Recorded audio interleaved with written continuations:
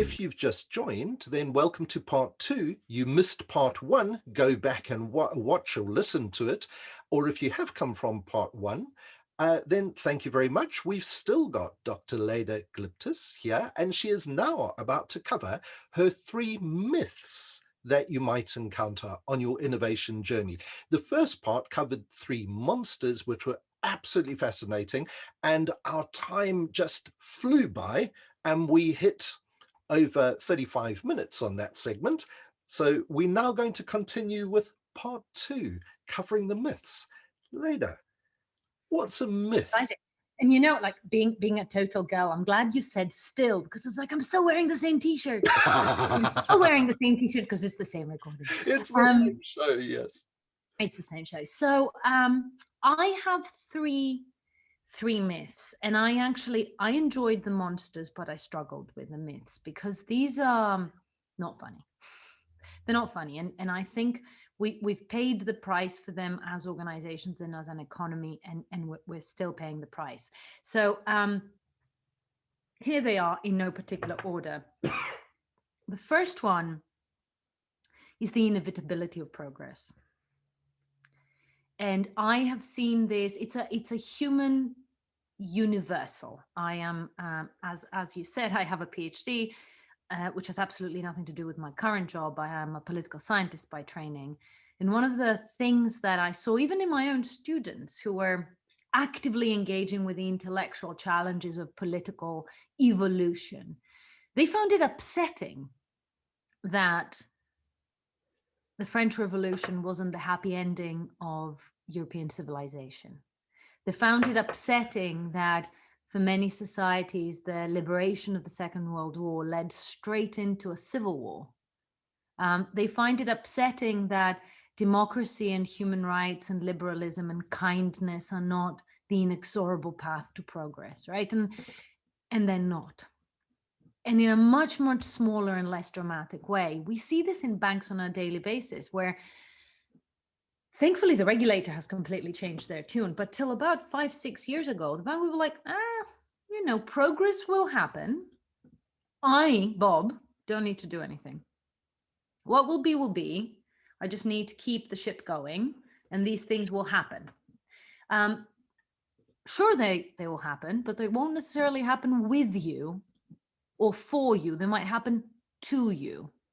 The other thing is that progress is a very misleading word, because change will happen, but progress assumes positivity.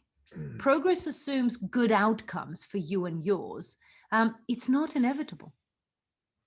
You know, this whole, it will all be okay in the end, and if it's not okay, it's not the end. It's not true. Look at the Titanic. Yes, so change is inevitable.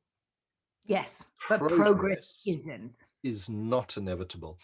So how do you dispel this myth? Because this is very much an innovation inhibitor, this.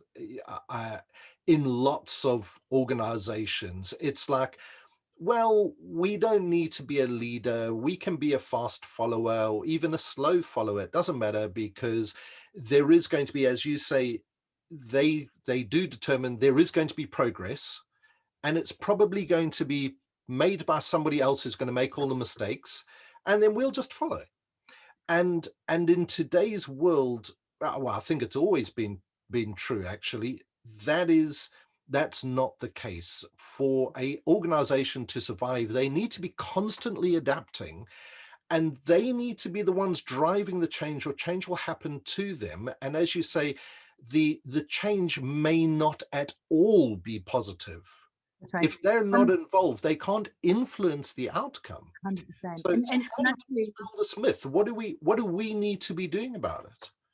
So I'm gonna do a bit of a cop-out thing and give you my second myth, because it's connected, and I should have told, because your question is very relevant, and I should have presented them in a different order, because they all point in the same direction, but they're not the same thing. And the second myth is this belief that the banking industry has had for a long time, that we have time. and they don't say that, right? The language everyone uses is urgency and disruption.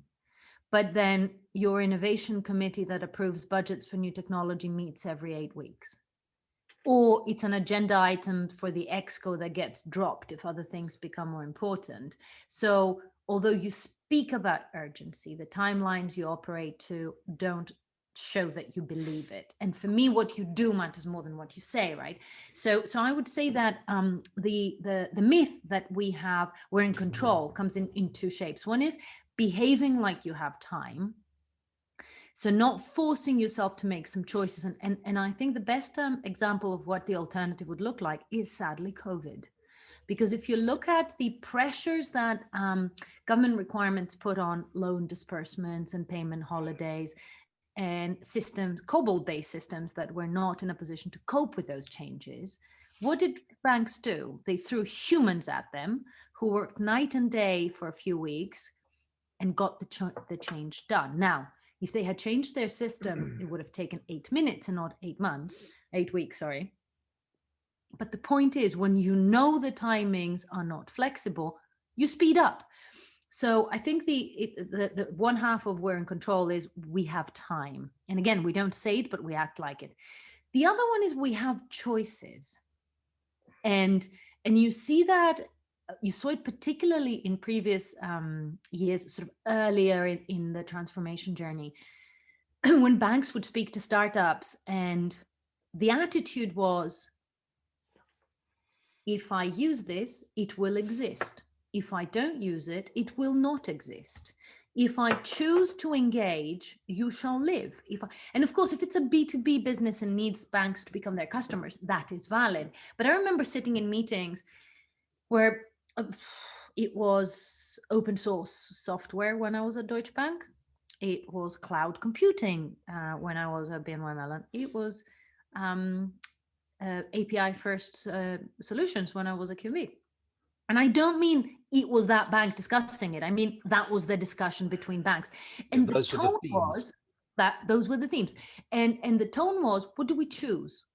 Us, the banks, and our regulator, what do we choose? So one of the things we have seen without the shadow of a doubt is that ain't true.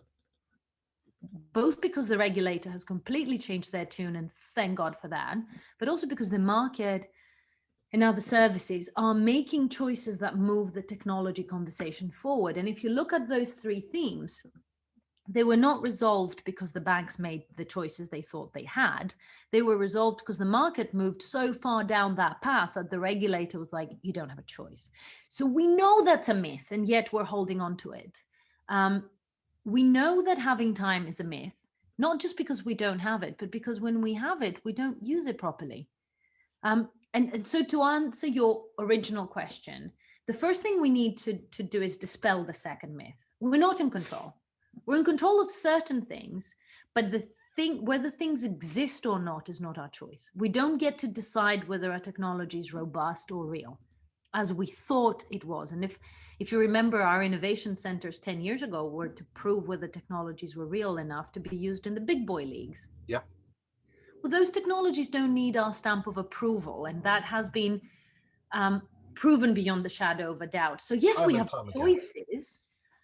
We absolutely have choices, but not whether something is real or not. You have a choice what to do with it and when, but you don't have a choice whether it will exist or not, which is how we perceived those choices 10, 15 years ago. And of course we have time. It's not over.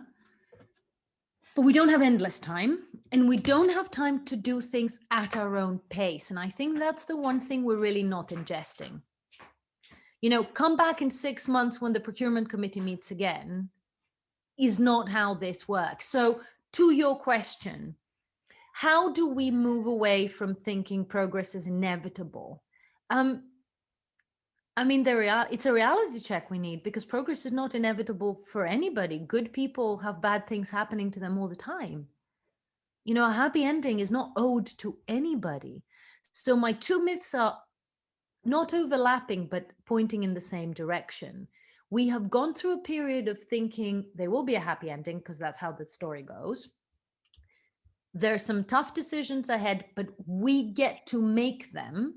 and we get to do this in our own time. And even if our narratives went against this, our actions belied the narrative. And I think those two myths are separate but really tightly bound. Um, and to answer your question finally, it's leadership. It's leadership. We cannot allow these myths to inform how we make decisions because it's damaging. And while we let it, it will continue happening because it's more comforting than the truth. But that's an uncomfortable truth to present the senior leadership of any organization. And this, I know we've been talking a lot about fintech and financial services, but one of the big commonalities across all of the interviews that I've been doing is that these myths cross across all industries, and particularly the three that you've come up here, even more so than the monsters. These are common across every single industry that I've ever worked in, presented in, shaken up, provoked the board. It's an uncomfortable truth that Yeah. perhaps only people like you and I that are not tied to a corporate brand at the moment can actually have, because I can stand in front of a board of directors and say, you don't have the time that you thought that you had. And with no disrespect to the people whose lives have been affected by the pandemic, this is the greatest case study in how time, the perception of time and available time, can change in the Yeah. blink of an eye. I mean, prior to this, um, I would be used to saying to companies, what is your timeline? What do you classify as now? What do you classify as next? And what do you classify as the future? And in some organizations, now means this budget cycle, the next 12 months. And Yeah. next means 3 to 5 years, and the future is 5 years and beyond. In other organizations, though, now was from now to 3 years. That's their now. Next is 3 years to 10 years, and the future was 10 years out. And then Yeah. you get, some other ones who go, now is this cycle right now that we're in, it's a 6-week sprint. Yeah. Next is 6 weeks time, and the future is 3 months. We want, Yeah. and people's Yeah. perception of Absolutely. time and availability, it's changed completely. I was speaking to a gentleman recently from RBS International, and he said that the pandemic has blasted through bureaucracy in their innovation department. And that's been a huge eye opener. They always thought that they had more time. And so the Yeah. bureaucratic process was structured around that, as you say, quarterly meetings to approve this. And he said the pandemic blasted through all bureaucracy, and now they're talking about weekly cycles, not Yeah. monthly or annual cycles. But this is such a difficult conversation. How do you change the hearts and minds of the people at the leadership level, at the very top of an organization, if they themselves are actually the ones perpetuating the myth? Well, They that's it. actually become the monsters. Right there, you said it. And I have a little note here, two little notes actually. The first one is, will the urgency that came through COVID last? Because entropy, right? The second law of thermodynamics. So I hope, but I wonder, because what you're describing from RBSI is very reassuring, and it has happened in all organizations, but will it last? But secondly, and most importantly, to the point you just made, and all I'm going to do is reconfirm, and triply confirm what you said. It can't be you and I. It can't be external advisors, influencers, challengers, and agitators. It has to be you and I when we are accountable. And therefore, that means it has to be the executive management of a business.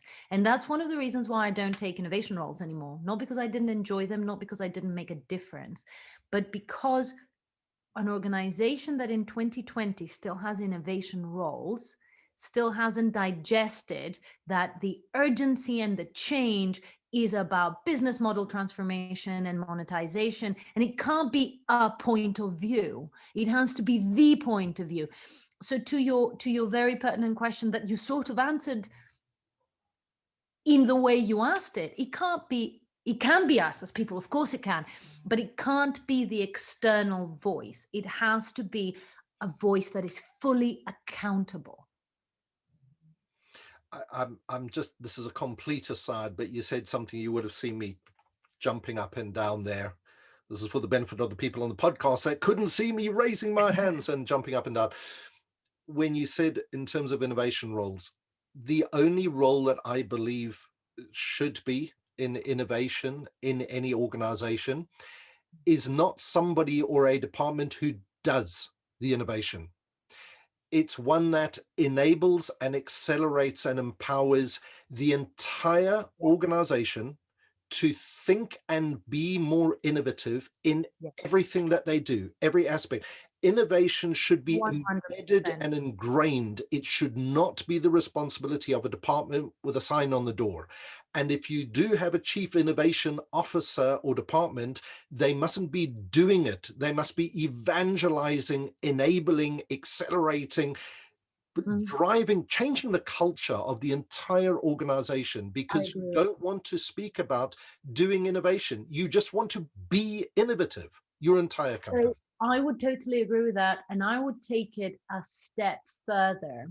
I would say evangelizing was absolutely necessary and remains necessary, but it was enough at some point and it isn't now. And I'll tell you, one of the biggest frustrations I've had in the innovation roles I have had has not been in our ability to go live with what we built. That has had the amount of frustration you would expect. Perfectly healthy projects died, others sort of limped on to success, others like rushed forward. That you're prepared for. What was an absolute challenge and what an innovation department should be for, if it exists, is what is old world baggage that made doing this piece of work difficult so we can change it next time. It's anything from anonymizing, it's little things. It's not the strategic stuff. It's we don't have a way for anonymizing data to run experiments. Okay, we did it manually for this project, but the homework for the innovation department is to fix that. We don't have automated testing.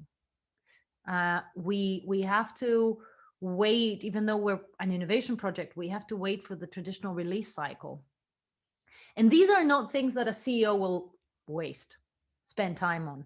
But to me, if you're going to still have an innovation department, it has to be the department that goes to each project and go, you did something different. What was difficult? And they go around and change the governance and the process and the infrastructure. And that stuff is hard. But you want to have an innovation department? That's what you do. You don't do drones. I'm sorry. Like, I don't need a drone. I need someone to change the governance. I need someone to stop what happened for me in one of my roles, where we went live with something. Then I got a call from some lawyers from a different department from a different country and said, why didn't you consult us? And I was like, because we spoke to the corporate lawyers in headquarters, we spoke to the lawyers in the business and IT divisions, and we spoke to the lawyers in the countries where our team sits and where the client sits. And like, for a pilot that doesn't use any sensitive data, that's a lot of lawyer. And they're like, no, we feel that what you did could be transferred to our teams, and therefore we want to talk about it. And I kid you not, we had a meeting that was pretend, because the thing had gone live, but we had the meeting as if it hadn't. And I remember my boss at the time was like, just indulge them. And I was like, but it's a teddy bear tea party. Like, they know there's no tea in the cup, right?